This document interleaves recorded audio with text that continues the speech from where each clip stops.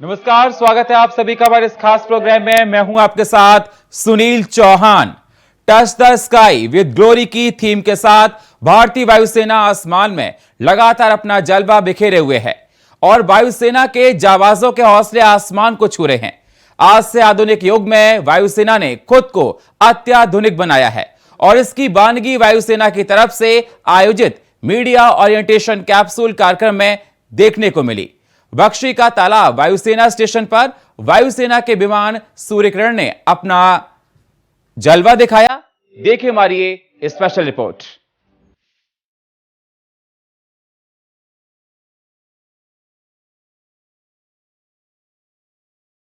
आसमान में जलवा दिखाता ये भारतीय वायुसेना का सूर्य किरण विमान है, जो किरण मार्क 2 के नाम से भी जाना जाता है। आसमान में किरण मार्क 2 विमान ने प्रदर्शन किया। तीनों विमानों ने आसमान में करतब दिखाए और तिरंगे में फ्लाई पास्ट करते हुए अपने जलवे को बिखेरा। लखनऊ मध्य कमान में आज एयरबेस के स्टेशन पर आप देखेंगे किरण मार्क 2 की तरफ से जो है वो प्रदर्शन जो है करके दिखाया जा रहा, किस तरीके से उनकी परफॉर्मेंस हो। और मैं अपने कैमरा पर्सन से कहूंगा कि वो आपको थोड़ा सा तस्वीरों के जरिए दिखाएं, अपना प्रदर्शन वो करते हुए दिखाई दे रहे हैं। किरण मार्क 2 जो है वो ये जो एयरक्राफ्ट हैं वो हैं और उसके जरिए आप देख सकते हैं तिरंगा के रूप में यहाँ पर जो है वो तीनों एयरक्राफ्ट आपको जो है ये नजर आ रहे हैं और इसके जरिए कहीं ना कहीं एक बड़ा प्रदर्शन जो है वो कह सकते हैं उनकी तरफ से दिखाया जा रहा है। 300 फीट की ऊंचाई पर, जमीन से महज 300 फीट की ऊंचाई पर ये तीनों ही जहाज जो हैं वो इस समय हवा में आपको उड़ते हुए दिखाई दे रहे हैं। इनकी तरफ से प्रदर्शन किया जा रहा है और ये कहीं ना कहीं अपने आप में एक अद्भुत नज़ारा है और इन सब के जरिए कहीं ना कहीं मकसद है कि एयरफोर्स की जो ताकत है उसको दिखाया जा सके। जिस तरीके से भारतीय जो कह सकते हैं एयरफोर्स है और वो किस तरह से कार्य करती है और एक बड़ा प्रदर्शन जो है वो कह सकते हैं इनके जरिए जो है किरण मार्क 2 के जरिए आज यहाँ पर दिखाया गया। Touch the sky with glory इस ध्येय वाक्य को मूर्त रूप देते हुए वायुसेना के जाबाजों के हौसले आसमान छू रहे हैं।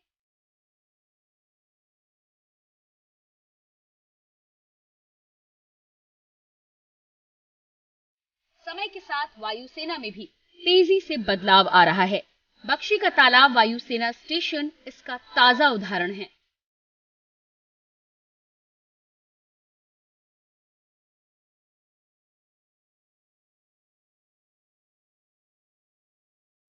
सन 1966 में जिस बख्शी का तालाब वायुसेना स्टेशन की स्थापना केयर एंड मेंटेनेंस यूनिट के रूप में हुई थी, अब वहां जगुआर और तेजस जैसे लड़ाकू विमान वायु सीमा की रक्षा करते हैं। हम इस समय पीकेटी एयरबेस पर हैं और यहाँ पर आप देखें तो जगुआर जो है फाइटर जेट्स हैं उनको डिस्प्ले किया गया है और उनके बारे में जिस तरीके से उनका योगदान रहा है देश की सुरक्षा को लेकर। जब जरूरत पड़ी है एयरफोर्स ने उनका इस्तेमाल किया तो यहाँ पर डिस्प्ले जो है वो साफ तौर पर देखने को मिला है और उसी को लेकर आज जो है एयरफोर्स की तरफ से एक मीडिया ओरिएंटेशन कैप्सूल जो कार्यक्रम है उसका आयोजन किया गया है और उसके तहत सभी जानकारियाँ जो हैं वो साझा की जा रही हैं। किस तरीके से इन फाइटर जेट्स जो हैं वो काम करते हैं, किस तरीके से एयरफोर्स युद्ध की स्थिति में जो है वो अपने मिशन को अंजाम देती है, किस तरीके से रणनीति रहती है। बख्शी तालाब जो एयरबेस है उसका किस तरीके से अभी तक योगदान रहा है, कितनी तैयारियाँ हैं और मौजूदा वक्त में जिस तरीके से अपग्रेडेशन की आवश्यकता है, चाहे वो साइबर क्राइम्स को लेकर हो, ड्रोन अटैक्स को लेकर हो, उसको लेकर एयरफोर्स किस तरीके से अपनी तैयारियां की हुई है, इसको लेकर जानकारियां साझा जो है वो आज इस मीडिया ओरिएंटेशन कैंपेन में की गई। भारतीय वायुसेना का ये मध्य कमान एयरबेस प्रमुख स्टेशन है। इस स्टेशन पर भारतीय वायुसेना के अत्याधुनिक लड़ाकू विमान और हथियार तैनात हैं, जो किसी भी विषम परिस्थिति से निपटने में सक्षम है। ये अत्याधुनिक हथियार इतने खतरनाक हैं कि हमला करने वाली जगह पर राख तक नहीं छोड़ते। परिस्थिति चाहे कैसी भी हो, ये विमान और सेना के हथियार हर परिस्थिति से निपटने के लिए तैयार हैं। इस समय हम मध्य कमान एयरबेस पर हैं और यहाँ पर हम पहले तस्वीरों के जरिए आपको दिखाना चाहेंगे कि किस तरीके से यहाँ पे जो घातक हथियार हैं वो मौजूद हैं, और अगर कोई ऐसी सिचुएशन आती है जब एयरफोर्स को हमला करना पड़े तो उसके लिए कितनी तरीके से ये एयरबेस तैयार है, क्या क्या स्पेसिफिकेशंस हैं और कितने घातक हथियार यहाँ पर मौजूद हैं। हमारे साथ जो यहाँ के सैन्य अधिकारी हैं वो मौजूद हैं, उनसे थोड़ा सा बात करेंगे और जानने का प्रयास करेंगे कि किस तरीके से इस एयरबेस पर क्या क्या स्पेसिफिकेशंस हैं और कितने घातक हथियार यहाँ पे मौजूद हैं। सर, थोड़ा सा चूँकि हम लोग जिस तरीके से देख पा रहे हैं यहाँ पर इतने खतरनाक हथियार जो हैं वो मौजूद हैं, थोड़ा सा उनकी स्पेसिफिकेशन के बारे में हमको बताइए। आपको बता दें, ये जो आप स्टोर देख रहे हैं ये एयर आर्मामेंट स्टोर हैं, ये एयरक्राफ्ट से फायर किए जाते हैं। ये आप देख पा रहे हैं, ये एक्टिमम रॉकेट है, ये 250 केजी बम है। ये आप देख पा रहे हैं 450 केजी HSLD बम है। देन आपको उसके बगल में है 1000 पाउंड बम, उसके बगल में 250 केजी HSLD बम, देन 100 केजी बम है। ये बीच में जो आप देख पा रहे हैं कार्ट्रिज, ये गन से फायर किए जाते हैं। ये जो स्टोर है हमारे पास इन्वेंट्री पे जो भी जहाज़ हैं, चाहे वो नाटो वर्जन के हों, रशियन वर्जन एयरक्राफ्ट हो, और उसमें ये यूज होते हैं। अब मारक क्षमता की सर बात की जाए तो जैसे यहाँ पे हम मिसाइल्स देख रहे हैं, ये तो इनका कितनी मारक क्षमता इनकी रहती है? ये डिपेंड करता है बेसिकली कौन सा टारगेट हमें डिस्ट्रॉय करना है, अकॉर्डिंगली इनका सिलेक्शन होता है।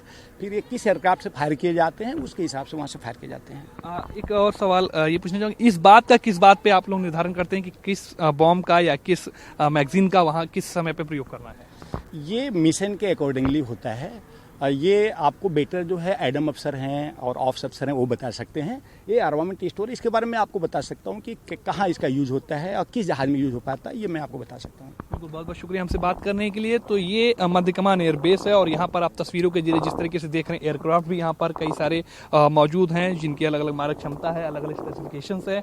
और अगर कोई ऐसी सिचुएशन आती है जब एयरफोर्स को युद्ध में उतरना पड़े तो उसके लिए कहीं ना कहीं कह सकते हैं ये मध्य कमान एयरबेस पूरी तरीके से तैयार है। भारतीय वायुसेना का ये गरुड़ वायरस विमान है। ये माइक्रोलाइट एयरक्राफ्ट है। ये अंतरिक्ष में स्पेस सेफ्टी के लिए जाना जाता है और किसी भी ऑपरेशन में सेफ फ्लाइंग के लिए मदद करता है। इसकी मदद से आसमान में भारतीय वायुसेना रेकी करती है, जिससे दुश्मन और पक्षियों का पता लगाया जाता है ताकि अन्य लड़ाकू विमान सुरक्षित तरीके से ऑपरेशन को अंजाम दे सके।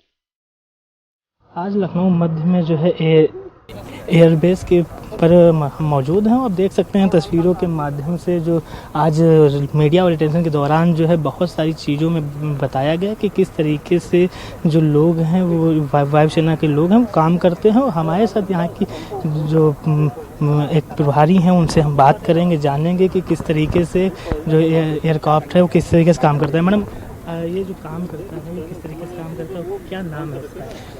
ये गरुड़ वायरस माइक्रोलाइट एयरक्राफ्ट है।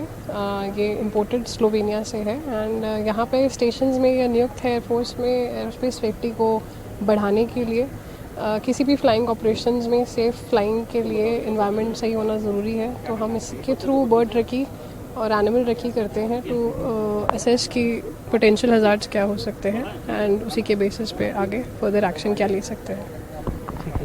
जैसे कि आपने देखा कि जिस तरीके से ये क्राफ्ट जो है काम करता है, और अगर हम बात करते हैं वायुसेना की, वायुसेना लगातार जब कोई देश पर जो आपत्ति आती है, कोई एक्टिविटीज़ होती है, उसको लेकर लगातार जो है तत्पर रहता है और लगातार अपनी जो मौजूदगी है उसको लेकर के जो है मुंहतोड़ जवाब देने का जो काम है वो करता है।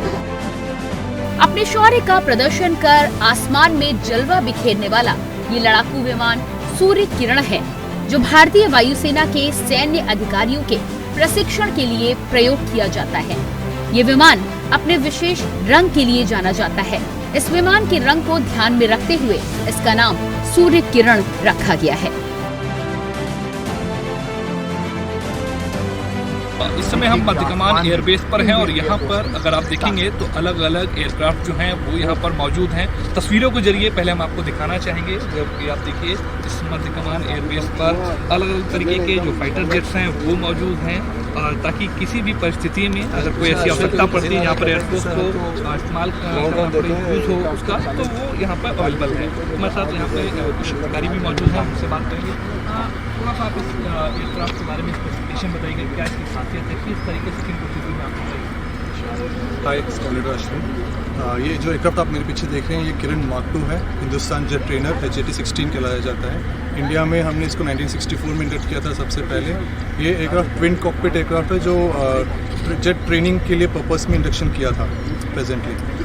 अभी हॉक एयरक्राफ्ट को यूज़ कर रहे हैं ट्रेनिंग में, बट फिलहाल हमारे जब एयरक्राफ्ट इंडक्ट हुए थे, ये आर्मामेंट सॉर्टिस के लिए हम इसको इस्तेमाल करते थे ट्रेनिंग के लिए, जैसे रॉकेटरी हो गया या गनरी हो गया या बॉम्ब गिराने का ट्रेनिंग जो देते थे पायलट्स को, इस एयरक्राफ्ट से दिया जाता था। ये जो आप देख रहे हैं लाल कलर का एयरक्राफ्ट है, ये सूर्य किरण एयरक्राफ्ट कहलाया जाता है। सूर्य किरण टीम में ये पहले था, डिस्प्लेस में यूज़ करते थे। तिरंगा फॉर्मेशन जो आपने देखा होगा हर जगह पे जहाँ पे भी देखा, जैसे सरदार वल्लभ भाई पटेल के स्टैचू के इनॉग्रेशन में भी जहाज उड़े थे, एरो इंडिया के डिस्प्ले में भी उड़े थे। तो this particular aircraft is used for regular formation. इसका कलर भी है बाइकी एयरक्राफ्ट से अलग है, तो क्या इसके पीछे की विशेष वजह है? इसका डिफ्रेंसिएशन के लिए ही है। इस एयरक्राफ्ट को हम स्कैट बोलते हैं team, Surya Kiran aerobatic team. इसके लिए इंडक्शन के लिए हमने इसको पहले जब लिया था एयरक्राफ्ट को, तो this aircraft modified for smoke. बाकी जो जहाज है हमारे किरण मार्क वो स्मोक मॉडिफिकेशन में नहीं है, वो सिर्फ प्योर ट्रेनर को मॉडिफिकेशन किया है। ये जहाज सूर्य किरण एरोबेटिक टीम्स के लिए जब इंडक्शन किया था, तब इसको मॉडिफाई करके कलर भी किया था for the purpose of more attraction to the display. शुक्रिया हमसे बात करने के लिए। तो इस तरीके से आप देख सकते हैं कि इंडियन एयरफोर्स की कितनी ताकत है और किस तरीके से एक ताकत का छोटा सा प्रदर्शन, एक छोटा सा नज़ारा जो है वो आपको यहाँ पर देखने को मिल रहा है। कैमरामैन राहुल के साथ मैं सुनील पटेल, इंडिया वॉइस, मध्य कमान एयरवेज।